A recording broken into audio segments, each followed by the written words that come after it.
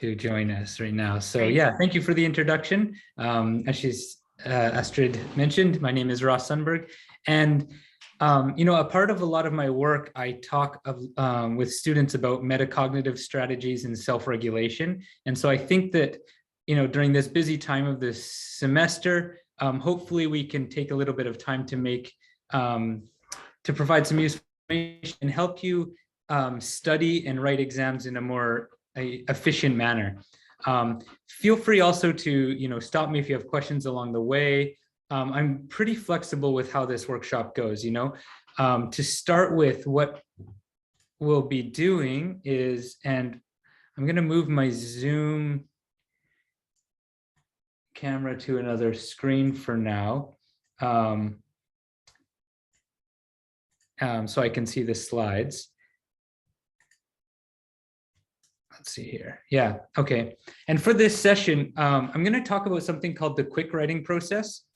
And then we'll take some time to look at a sample exam question and a sample response, sort of critique them. And during that time, you'll also have a plan to sort of outline and generate a plan around how you would go about answering a question. If we have time, we can look at more than one question, but I'm not sure yet how much time we have. We're here for an hour, and depending on your interest, we can also dictate how we use that time.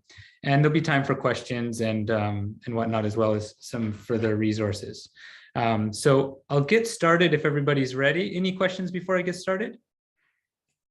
Feel free to use the chat as well, or turn on your mic if you have questions. I will try to keep my eye on it, but I'm sort of going to be bouncing around a lot of different resources.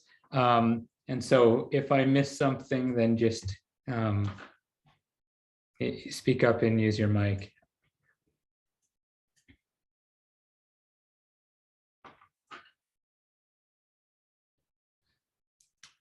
All right, well, if everybody's ready to go.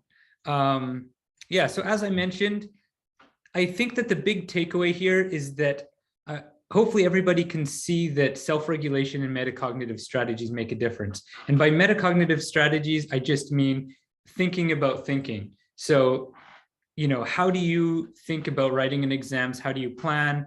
And how do you plan your time? Sorry, Mr. Sundberg, we have a question here.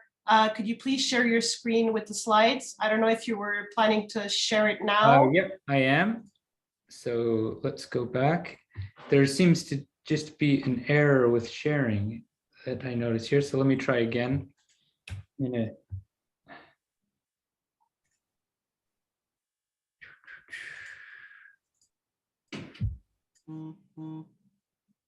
Share.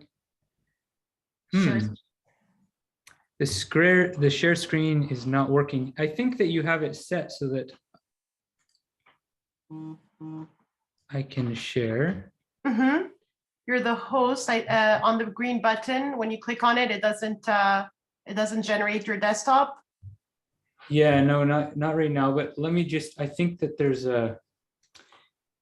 I'm using a computer that I didn't use before, so let me just adjust these permissions. Sure. Okay. And actually, it's asking me to just quit and reopen. So I'm just going to log back into Zoom. 1 second. Sorry about this.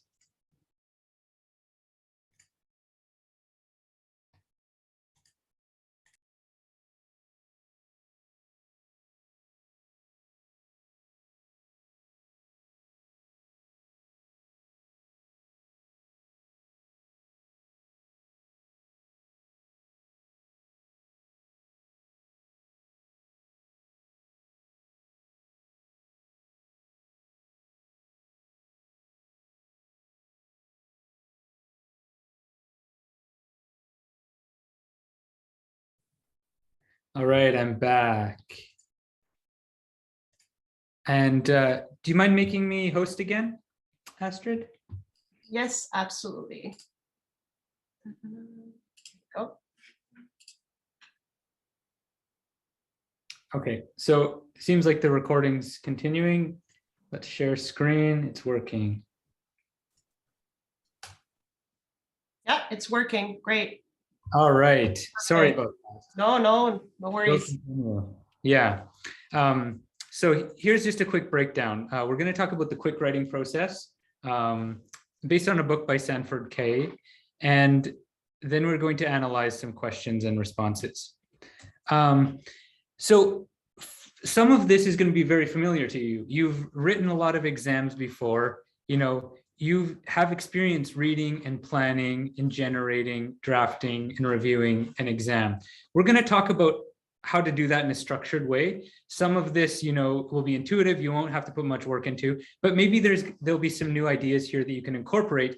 And, hopefully by following this structure, you'll make sure that you're not missing something, and you're maybe adding to some of the efficiency in terms of writing when you have a time limit and you have to plan how to handle several different questions, that have a variety of different, where your expertise is, stronger in one area and weaker in another, and so on. So I want you to think about the quick writing process as sort of being preparing you to assess what's involved in it in the exam, but then also plan your structure and your time around getting that exam done. So for reading, I'm just going to go through some basic questions, and this is something that's the reading and planning will be the most familiar to you. And as we go through, I think we'll add more and more value. So what is the exam question asking you to do? What does your reader want to see? And you'll see in the question that the reader is going to be both the professor, but also, if the exam question is saying, write a memo for this, your boss in a fictitious position, then the reader is also sort of your audience within this sort of made up framework.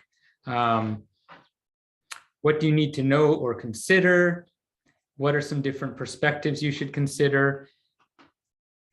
How might you organize a response to this question? We're going to come back to these questions later. But going forward, it might be also useful to, take a few notes and maybe take some screenshots as we go. I am going to be sending the slides along later, but just when we dive in and look at a few questions, some of these things along the way will be useful to come back to. So we'll be thinking a lot about organizing responses and thinking about connecting different perspectives and qualifying your answers. And does the nature of the question suggest an organizational strategy? So if there are multiple parts to the question, you probably want to keep a fairly linear narrative in your answer from one point to the next. So next is planning your response. Planning your response will involve, reading the whole exam ahead of time, then planning your use of time for the whole exam. In the next slide after this, we're also going to just look at a sample breakdown. And I think that it's useful to write down a sort of a schedule that you can try to stick to in terms of, how much time are you going to spend planning your questions? How much time are you going to spend writing them? How much time are you going to spend reviewing them? And so on. So planning is going to involve reading the exam, planning your allotted time, and choosing a strategy. Are you going to do the easiest questions first? And so you want to consider all of these things as you're going through the exam on your first read through. I've attached a link here, which you can have a look at later after I pass the slides along. And it's just basically an article about the importance of taking a little bit of time to plan your study and to plan your exam, and shows that just 15 minutes of planning on average brings up students' grades by 1/3 of a grade. So that means, if a student were to get a B+, by taking an extra 15 minutes to plan, they're likely to get an A-. So this is just to stress the importance of taking this extra time to plan and have an idea of how you want to tackle the exam. And I think already by taking this workshop shows that you are thinking about how you want to tackle your exams and write under pressure. So here's one quick example. Maybe when you first get your exam, you read through it and you put a little schedule. You have 3 hours and you say, okay, I'm going to spend 40 minutes planning my questions. I'm going to spend 20 minutes writing question 1, 20 minutes writing question 2, 20 minutes writing question 3, and then 50 minutes on question 4 because that's the longest one, and half an hour to review and proofread. And if you put together a little schedule like this and try to stick to it, as you get close to the end for each section, you'll know, okay, I need to hurry up here and try to move on to the next section. You might even want to move things around, right? And answer questions in a different order, depending on the strategy that you chose. You know, if you're going to do easier or hard questions first. So everybody's following along? Looks good so far? And now generating ideas. And I think this is the part that I want to spend more time on and have you think more about. Okay, so reading and planning, that's something that you've done before. You know, thinking about what the exam is trying to ask you, planning out how you want to do it. Now, generating ideas, and I think this is where we can add some more structure to how are you going to actually answer these questions. So some things to keep in mind are note down examples, cases, principles, information that might be relevant to each part of the question, thinking about why it's relevant, you know. So it's going to be important with each topic that you address within a question that you have examples and cases, definitions, and things to back up what you're trying to say. And we're going to see this in the sample questions soon that we go through. So we're going to come back to this part, especially. What is your provisional thesis? Think of this as just a very quick, short, one-sentence answer to the question. If you could answer the question in one sentence, what would that be? And you're probably going to include some kind of thesis like that in the first paragraph or introduction of your response. And so we're going to try to find that in a sample response and say, okay, what is the thesis here? You might want to generate several because clauses. You know, X is better than Y because A is not liable for B because, and this is where you could also add in citations and things like this as well. And this will help you to support your answers. And near the end, you're going to want to think about how to qualify your position, right? Adding nuance to your response shows your breadth of knowledge. It's not going to be like a short media article where you're just trying to get news out as fast as possible and show one side of it. This is where you are going to add different perspectives and show that you're considering the question fully.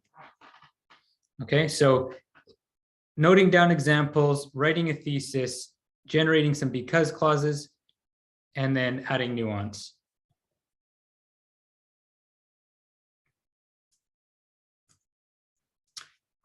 After that, after you've sort of taken some point form notes, you might want to start outlining your response.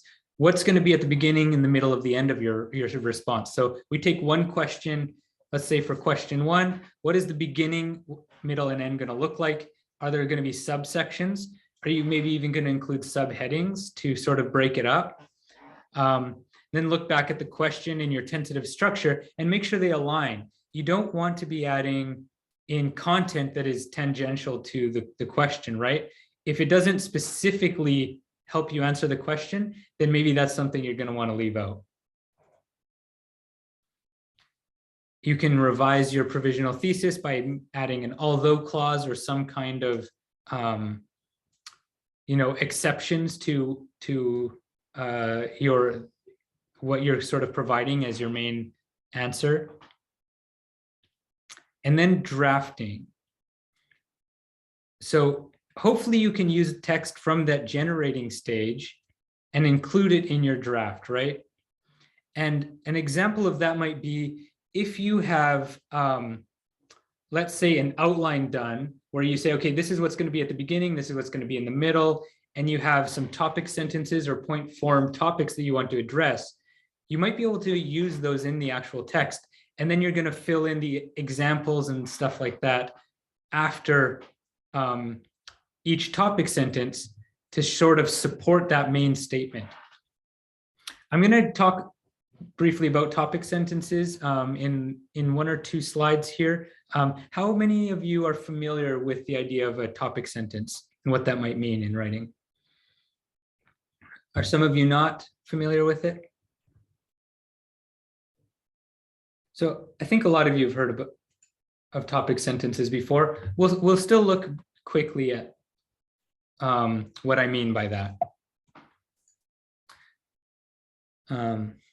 Answer your readers' questions, especially why and so what. Make connections between ideas explicit. So if you are mentioning something in one paragraph and then transitioning to another topic, try to make the transition as explicit as possible from one idea to the next.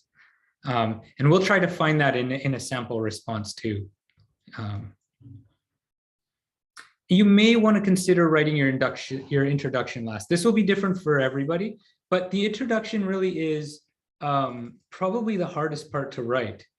You have to know everything that you're going to talk about in your entire response in order to have a polished introduction. So if you do write it first, you're just going to have to spend more time revising it at the end to make sure that it's complete and clear.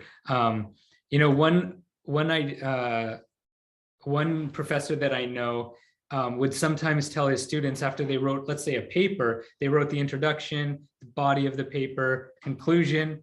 He would tell them, okay, now take your conclusion, turn that into your introduction, and now write your paper. And it's because the students will often take the writing process of writing the whole paper to figure out what it is that they're trying to say. And they only have it really figured out when they write the conclusion. And so now that you know what the writing's about, you can take what you have in your conclusion and start writing the paper, right? So it's kind of a funny way of thinking about using the writing process to generate your ideas, but then making sure that you have a clear idea what it is that you're going to write in order to polish your introduction.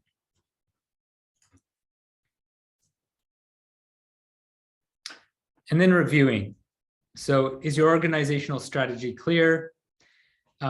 Is each section or paragraph about something? And by that, I would even say, is it about one thing?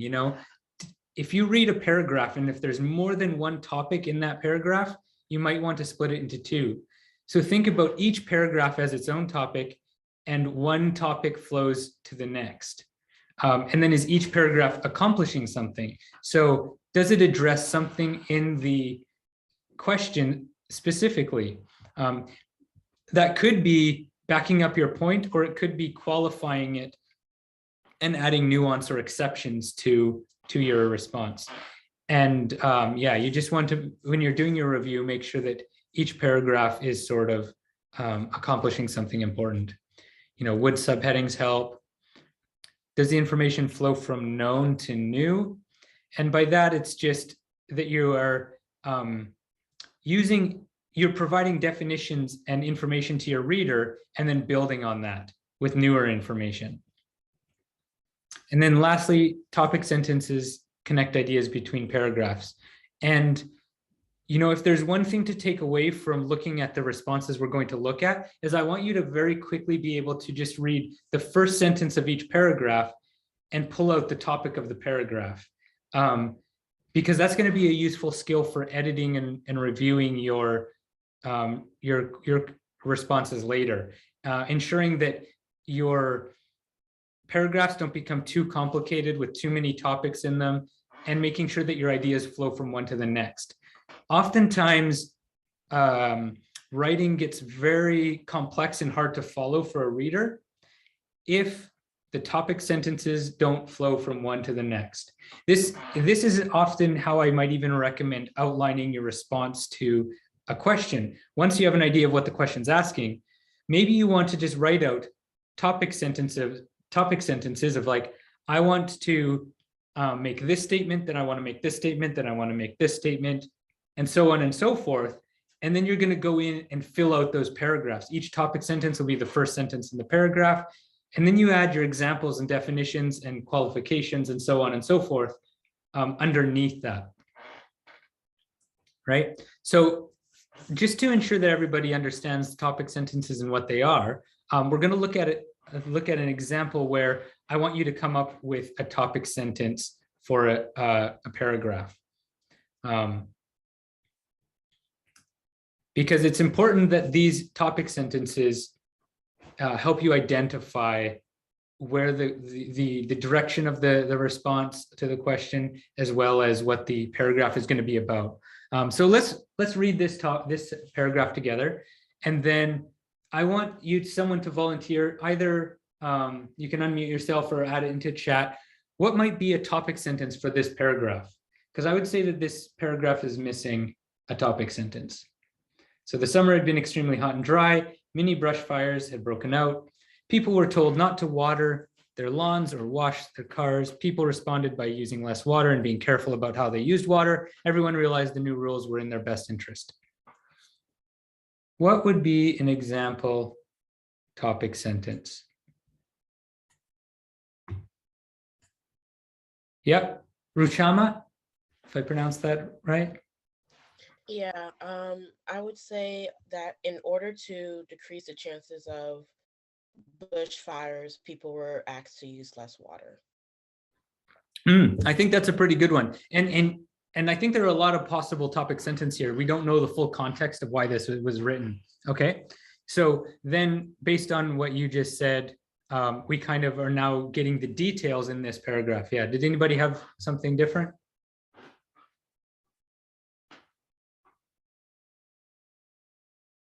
Okay, the sample that I thought of was last summer's drought caused a shortage of water. Okay, you can imagine now if you read that, you just got the facts, the statement, and now the rest of this is giving us the details. Last summer's drought caused a shortage of water, and now what happened because of that? And I'm going to speed up a little bit because I want to get to the activities.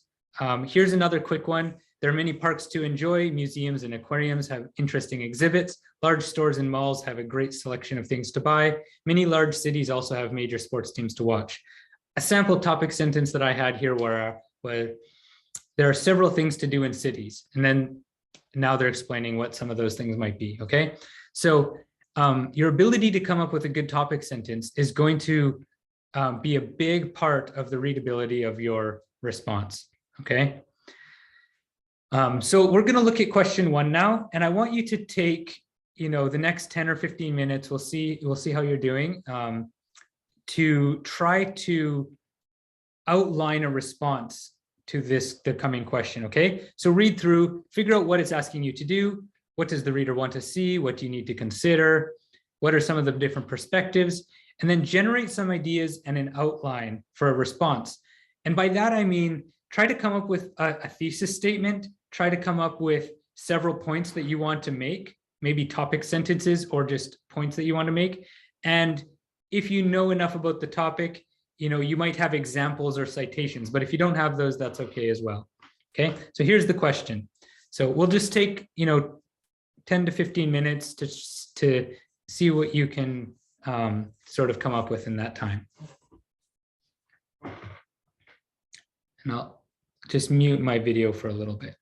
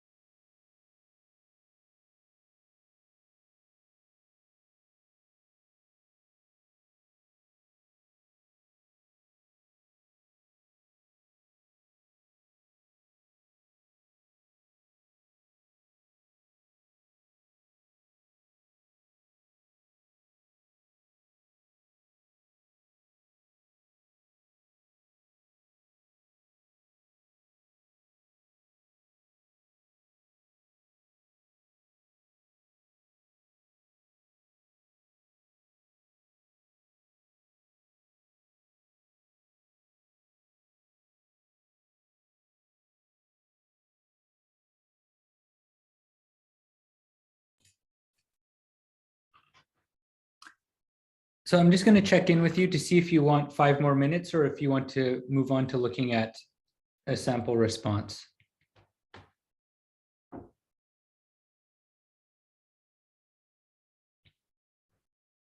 I think we could discuss it. Okay, any others?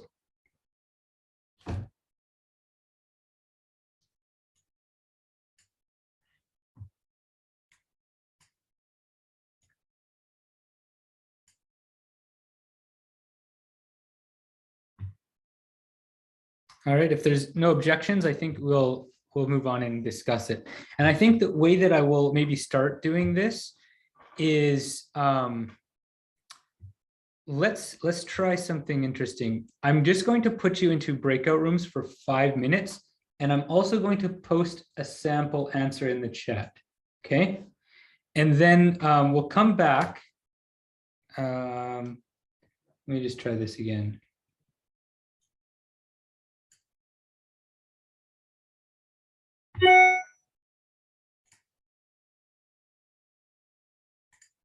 To everyone, sample answer.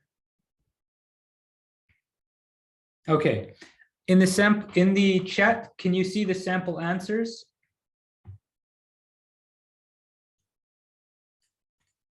Yes. Okay, so what I'm going to do is just put you into a breakout room of about maybe around 4 people. And you can just browse through this and discuss what you see in there and compared to what you sort of developed as a sort of outline or idea or a plan. And then we'll come back and I'll discuss it a little bit with you as well. So we'll take, 4 or 5 minutes here.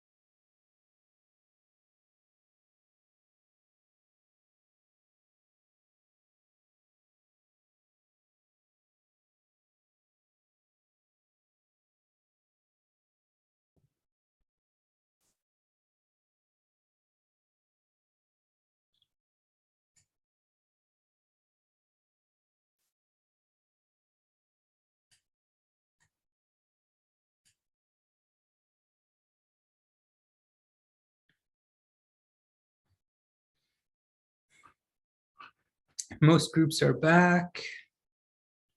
I know it's not that long. It's a pretty short amount of time to analyze the response to the question, but we have about 10 minutes left. So I want to make sure we have some time to discuss it as well. So I can show you some of the strengths and weaknesses of it.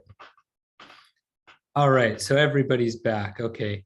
Anything that that you noticed in doing your original outline and then looking at this that you thought was important that you might take away from it?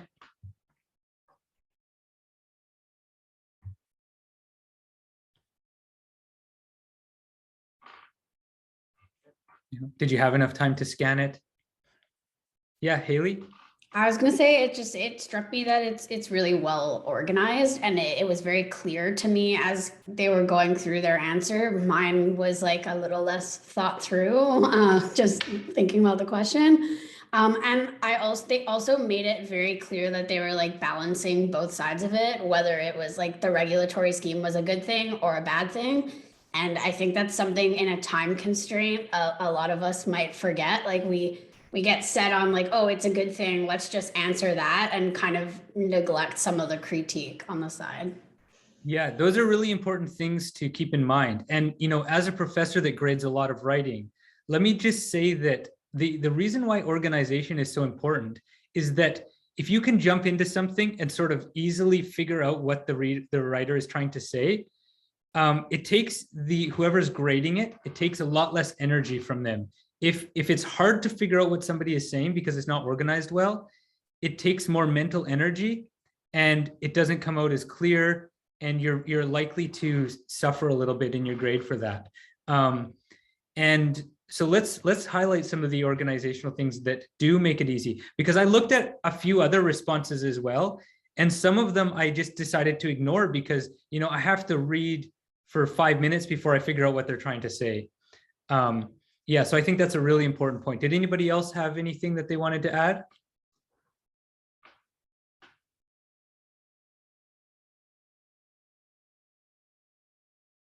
Joseph? I think this relates to Haley's point, but I think one thing is the paragraphs are quite short. So I think it's visually, it's easy to follow, but also it really keeps it to, you know, the essentials that you need to talk about, the point, the nuances that you want to bring out, and support. Yeah, and when you have a big long paragraph, there's a good chance that you're trying to make too many points in it. And one of the things that you want to make, whether or not you're working for somebody in industry or you're in academia, think about trying to write something that, because we're dealing with complex topics already, it's going to be complex. You don't need to make it sound more complex by complicating your writing. If the less mental energy the reader needs to use, the better and clearer the writing is going to be. So if you can answer a complex question and make it easy to understand, it's going to stand out. And one of the ways of doing that is keeping your paragraphs simple and to the point. Because now what I can do is I can jump from one paragraph to another and quickly see what topics they're covering. You know, it's not hard to figure out, you know, what's been covered and what hasn't. Yeah, it's a good point. So with a few minutes left, I'll just kind of go through and give you some of my thoughts, and then I'll leave a minute or two for questions and some ways to follow up. Yeah, Leah? I was just wondering, it looked like there were answers to question 2 that was on a different subject or a different prompt in the exemplars, and I was wondering if we could also see what the question 2 was, the prompt. Let me post the whole exam in the chat for you. I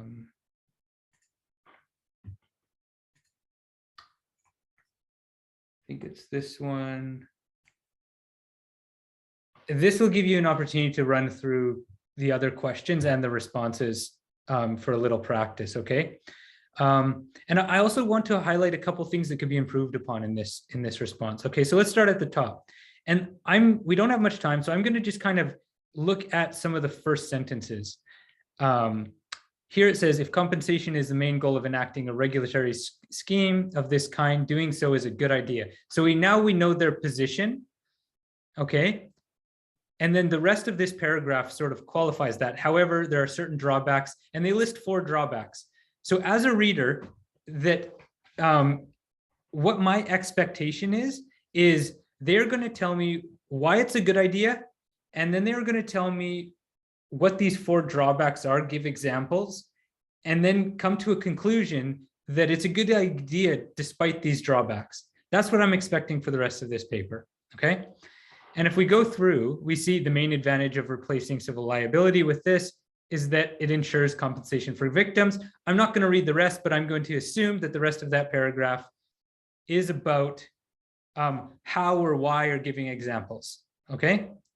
Then it says, there's evidence that regulatory schemes for common accidents are effective and satisfactory. Okay, so now there's probably going to be examples or evidence of the point that they just made. So they're first addressing what they have in the first sentence. It's a good idea. Now we're going to scroll down. The next paragraph, one concern is that, you know, there could be fabricated claims. And so this is good. This matches up with the first drawback that they listed in their introductory paragraph, right? And you absolutely want to make sure that whatever order you list your drawbacks in the introductory paragraph, in the rest of your response, you keep them in the same order, okay? This is just how our brains work. A lot of times students they'll jump around with different orders. And another thing that you might do is you might change the vocabulary. I would think very carefully about what vocabulary you use and try to keep it the same. So if you say fabricate injuries in the introduction, that's the same term you should use later on. There's a lot of different ways that you could say that. You could say exaggerate, or you could refer to compensation. And they do a mix of different things here. But whatever vocabulary you use, try to be consistent, because then the reader can match up in the body of the response the points that are made in the introduction, okay? The one critique I have here is that you want to avoid one sentence paragraphs. This sentence here is just stating that there is a concern here, but there isn't a citation, there are no examples. If you have time in your exam, you should try to provide more information there and avoid a one sentence paragraph, okay? Then they say this concern relates to another. So it's a very clear transition. They're giving us the old information, and now they're going to be talking about new information, right? Just as we mentioned in generating ideas. And now they're talking about deterrence. And if you use the word deterrence, you want to keep on using that throughout your paper. We'll scroll through. One way to address concerns about losing liability's potential deterrence. So now what they're doing is they're qualifying it. They're giving more information about deterrence, and that deserves a new paragraph because it's kind of a new topic, but they're still elaborating on that same point. And their next point, I think it was their third point, was about bureaucracy. Okay, so now they're talking about the bureaucracy. And then the last point, I think, was about fairness, or, you know, the degree of punishment or something like that. And okay, that's, yeah, sorry, that's one paragraph further down. So they had one more paragraph to continue on with talking about the bureaucracy, I believe. And then they have a paragraph about fairness, okay? Why railroad companies should, that are safe, have to pay for the wrongs of others, okay?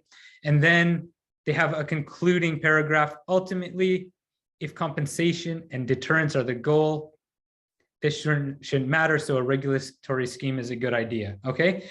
When you go through and do your review of your own response, you could do it sort of like what I just did there. Go through and read each first paragraph and say, is that paragraph saying what I want to? Is it in the right order in terms of addressing the question? Does it have good examples underneath it? And ultimately lead to the support my thesis, or whatever sort of answer I'm trying to convey. So hopefully that, quickly going through that question number one, gives you an idea of how to do that. We're just about out of time, so I'll just give you a second to ask any more questions. But feel free also to follow up if you have questions through my email And the slides will be coming out. So any questions?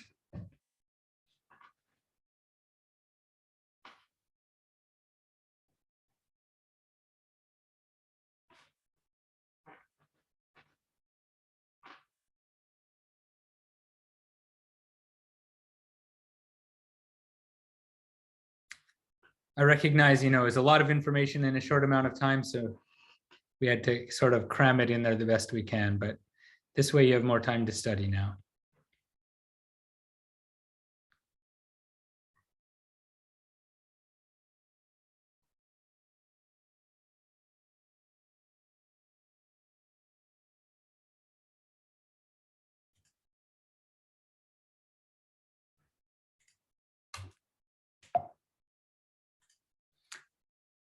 I'll leave this slide here. There are some further resources at McGill if you want to, at the Writing Center, if you want to follow up and take writing courses or get tutoring.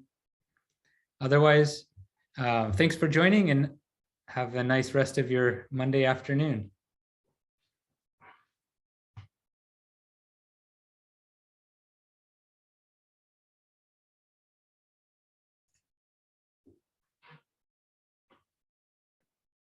I did just think of one thing.